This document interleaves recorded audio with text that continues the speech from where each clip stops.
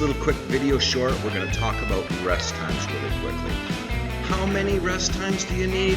How long do you need to do it? And why do you need rest times? So, 5 minutes short, let's go. For any of you that have watched my previous videos, then you understand that the three most important things that rest times gives you is number one, conditioning. Conditioning of your flour protein, your gluten, allowing you to have a dough that has better gas retention capabilities. You're going to get flavor as another byproduct of rest times, and thirdly and lastly, the characteristics that you're looking for, especially when you get into these long rest or long pre-ferment doughs. So here is the number one reason why you need to be aware and understand rest times. I've seen many bakers, especially new bakers, make mistakes about not understanding the rest time. Now, rest times are great because they give all of the wonderful things that we talked about previous. However, if you go beyond a certain point, gases start building up inside the dough system that yeast doesn't like. And ultimately, you can kill the yeast. And so at the end, your final proof comes around.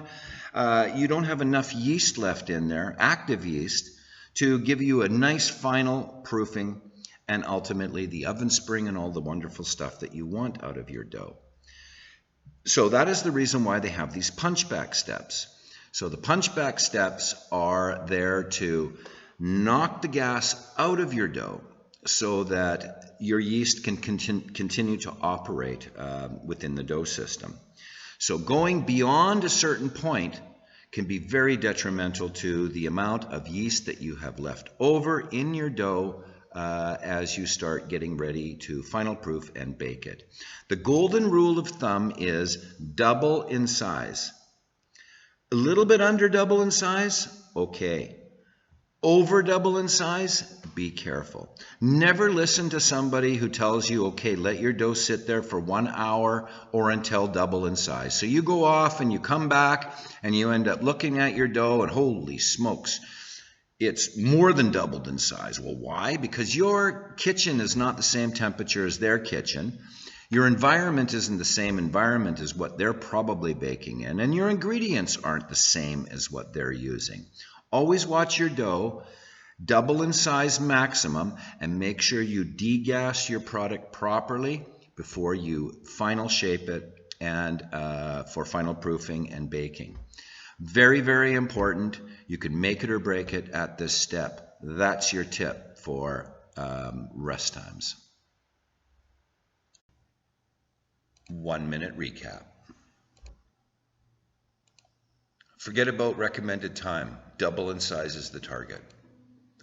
Better to punch back dough a little early than too late. 1 to 2 rest steps is normal. However, some processes can call for a third step. Follow your recipe. Always punch back or sheet dough to squeeze out the gas after each and every rest time. Know the signs of over-resting. Dough looks old, excessively puffy. It's difficult to work with. You can't sheet it out or stretch it without tearing. Heavy fermentation smell. Shows signs of weakness to touch. Takes too long to final proof. Looks weak and aged during the final proof.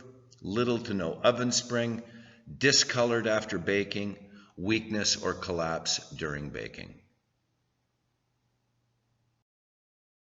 Thank you very much for watching the video. I'm going to be releasing a lot of these little short videos, so hit that subscribe button, keep on top of everything that's coming out, and please drop me a line and let me know what you think of everything in the comment section. So anyway, thank you. See you next time on No BS Baking.